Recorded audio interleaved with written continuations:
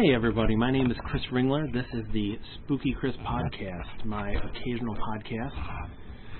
From my website, spookychris.com, I am an author, a two-time short film director,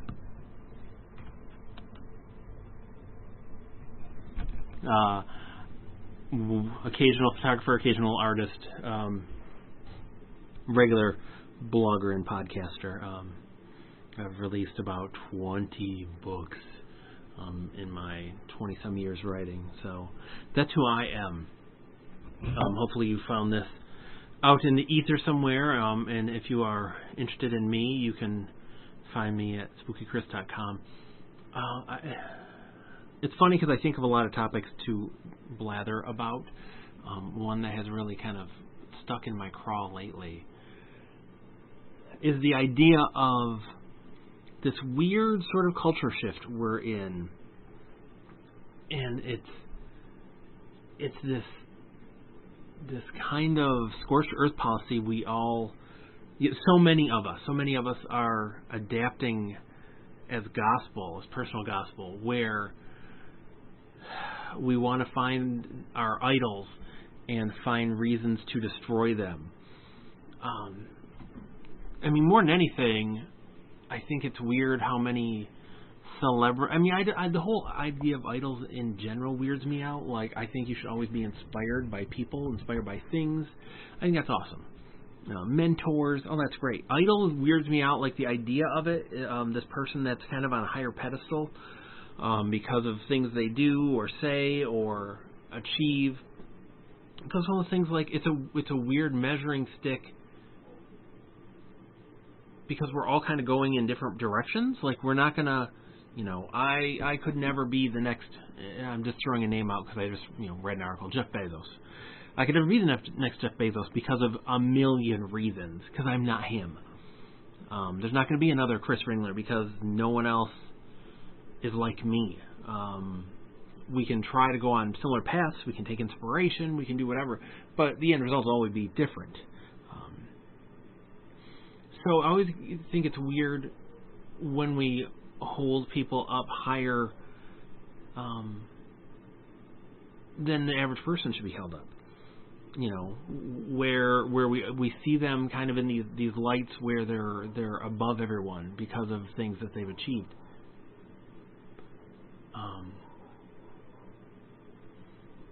And it weirds me out because I just think that it distracts us from kind of doing our thing, doing our own thing, paying attention to ourselves and what we have to do.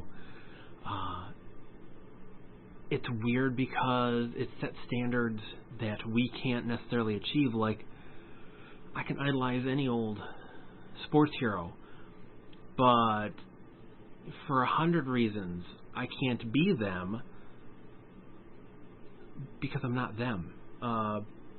I can practice every day, I can whatever, but there's too many factors. So it's weird now, in saying all of this, that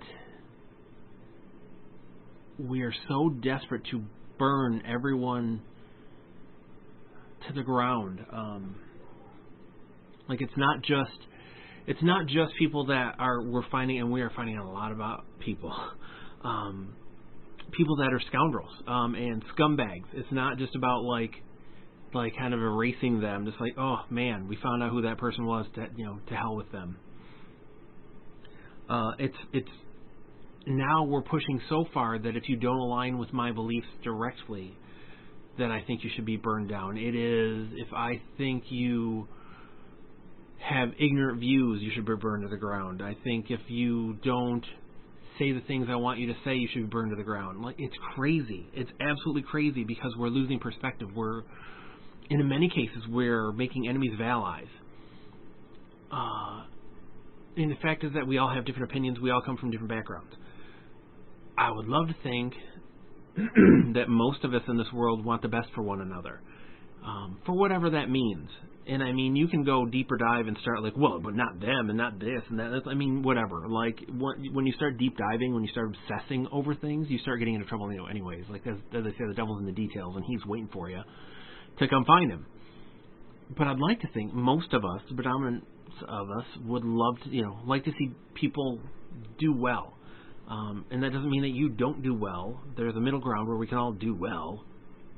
Now, maybe that means we all don't do awesome, but you can be awesome and not, do awesome. It's just weird. Lovecraft is a prime example that is on my mind lately, is this obsession with digging his corpse up to consistently flog it in public, so we feel better about ourselves. And then it was funny because I read the other day, and I'm tired of this person is saying they're tired of seeing people make excuses for him. Here's the thing: when you talk about someone from the past and they haven't committed a great evil, and they just have horrible view of the world, or they are a bigot, they can still be beloved as an artist. If you don't want to, that's on you. Good for you. Great. Awesome. There's absolutely enough people to do that, that do art, that you don't need to love on Lovecraft. But the thing is that you have to take into account who that person was and where they came from, because it's not fair to take them and put them in a vacuum. Because our viewpoints today in 2020 ain't going to be the same in 2080. Guaranteed. Because, those of us that eat meat, 2080, that could be anyone that ever ate meat is a monster. How dare they? How could they do this? We can't do that. We can't go through history and pick and choose these crimes against humanity. There are crimes against humanity. We don't need to make more out of everything. And it's you don't gotta like Lovecraft. And if you don't like him because he was a bigot or a misogynist, cool. Good for you. That's awesome. But let's not erase him from history. Let's not pretend that he didn't have a huge impact on weird fiction. Stephen King said some quote-unquote controversial things on Twitter. He tweeted. He had a different opinion. He had a different take. People flipped the hell out. It's this weird stuff, and it's he's allowed that. People are allowed their opinions. J.K. Rowling doesn't have to align with our personal views. It'd be great if she did. It can be disappointing when they don't. Much like it's disappointing when, people you love say or do things that are ignorant.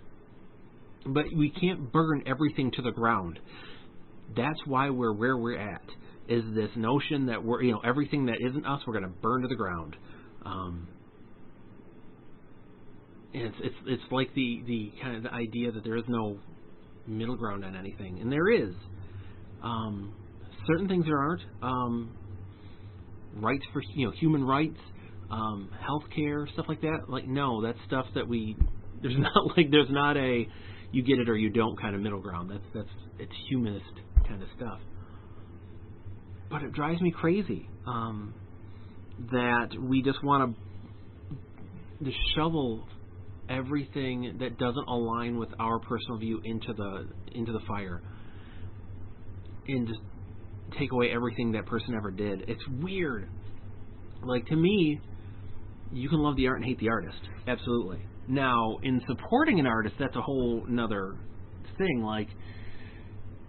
That's where you've got to kind of start asking yourself some serious questions. You can love, say, performer Joe Bones is kind of has a scummy kind of viewpoint of the world, but you love their music. They had great music back in the day. That doesn't mean you got to go and go to their concerts or even buy their new records, but you can still love their old stuff. Because you changed doesn't mean you have to stop. The fact that you loved someone from your past, because your viewpoint is different, doesn't mean you have to burn everything you loved. If you find someone has done or said something that is problematic, that you're I don't know, I look at this person, I look at their work differently, I look at myself differently, then maybe there's some hard questions you've got to ask in general and say, I need to step away. But give yourself time. Again, if this stuff meant that much to you, give yourself time and perspective. Because, again, you can love this stuff. I read someone was angry at Phil Pullman. And, oh, my gosh, I can't believe, what I thought his books meant is different. Man, here's the thing. Philip Pullman, his Dark Materials trilogy are my favorite books of all time. They're a genius. What I got out of them is what I got out of them. What he wanted us to get out of them, that's what he wanted us to get out of them. But and there's a quote, oh my gosh, from a movie, and I can't think of the name of it. And I've always loved, to paraphrase, I always loved the quote. But it's these two twin brothers played by Nick Cage, and I can't remember the darn movie. But talking to one another, he's saying, I know how you loved so and so, and she never loved you back, and I was bummed. And it's like, no, it doesn't matter, because that was my love. It wasn't hers, so it was always mine. Your love of this stuff is yours. What you got out of Harry Potter, of Stephen King, Lovecraft, that's yours. Them as people, you don't have to interact with them. And again, if it's so offensive, then you can just step away. I mean, there's enough people out there that creating art. There's enough people that create art and literature that is, as good or better than Lovecraft, as weird and exciting. There's better and as good as King. There's better and good as it's all out there. And if it's not, it will be. So there's choice. That's the good thing, is that if we do make these decisions, we can just step away. But we need to stop acting as if these people owe us something. We're fans. What they owe us is artistic honesty. But beyond that, I don't need to know what these people think of every last thing on earth. I don't need to know what they do every day. Do they have a right to tell me? Absolutely. This whole notion of artists should shut up and be artists is maniacal. It's insane. But in saying that, I can choose not to care. I saw somebody was, online today was talking about how I don't care about what Bob Dylan's politics are. Who cares? I just like the music. And that's fair. He is such a political figure, it's weird, but it's fair because that's your right. But it's also his right, much like I can spout off about any old thing I want, it's other people's rights to do the same. This whole nonsense of attacking one another, about burning one another to the ground, taking to Twitter and at so-and-so, I can't believe it. Stop intruding into people's lives. That's what it comes down to. Kill your idols. Don't have them. You're an adult. Don't treat people as if they are something to aspire to. How about their success you would like to emulate? How about that? That's cool. Whatever. Cool. But let's not treat these people like they're gods until they commit whatever sin, great or small, and then they're nothing again. It's weird because all of this comes from a fact that all of us, if someone wants to thumb through our archives, can burn us all to the ground. None of us have clean hands. And we forget this. We get on our pedestals and we scream and we shout and how dare so-and-so and blah, blah, blah, and yell, and they've betrayed us all and they've done these terrible things. There's receipts on everything. Somebody has them. It's just weird. It all comes from this need to create idols and then burn them down. It's like bursting and killing God as it makes its first cry. It's just the weirdest thing. And I wish we could get to a point where we just appreciate the stuff or don't. Maybe sometimes ignorance is bliss. And if it's not for you, if you're I need to know, and if it doesn't align, I need to make changes, then that's great for you. But stop acting like the world has to change for you and with you. Good or bad. And again, I have super progressive views. But I also understand that change comes over time, evolution comes over time. As much as we'd like to snap our fingers and make the world change, it doesn't work that way. And hearts don't work that way, and people don't work that way. And I don't swear on this podcast, I swear enough on the Ghoulcast, but I was an asshole as a kid. As far as my views, I was ignorant, and I grew up a lot. Once I saw the world, once I met people, once I got out of the little bubble I lived in, I changed. We all can. And sometimes for the worse. I just think we're better off not idolizing the people to begin with. I think we're better off just appreciating their art. And if we decide to dive deeper, then buyer beware. here there be tigers. So that's just my 8 cents on this, and I'm sure someone would in the world, if anyone ever listened to this, like, oh my God, I can't believe he blah blah blah, whatever. That's our thing too, is we like to put words in people's mouths and assume and dance down paths that we don't have a right to. So it's a weird time. But on a cool note, I thought it would be fun to recommend something that and I thought about this today. Stuck in my craw. So if you're like me and you love scary fiction and scary, just like weird stuff, there is a story cycle called the Search and Rescue, like SARS, Search and Rescue stories, and something like that. I found like all this stuff. It's I don't know if they're considered creepypastas. I found them on No Sleep, and there's these first-person accounts from a search and rescue ranger of the weird things they find.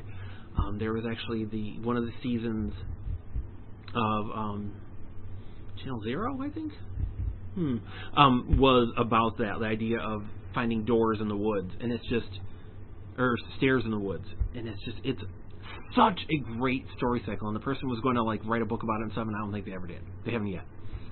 But if you are looking for creepy stuff, that is my recommendation. I think there's a lot to get out of that. It's pretty great. Like I say, my name is Chris Ringler. If you'd like to see about my stories and stuff, it's spookychris.com. I have a new book called Tattered Tents and Whispered Wishes coming out March 13th of 2020. I have about 20 books out, so there's probably something that might tickle your fancy. I don't know, maybe not. Check my blog. Check my blog! I'm on the Instagrams, blah, blah, blah. Hopefully you can kill your idols as well and have a great time. Bye.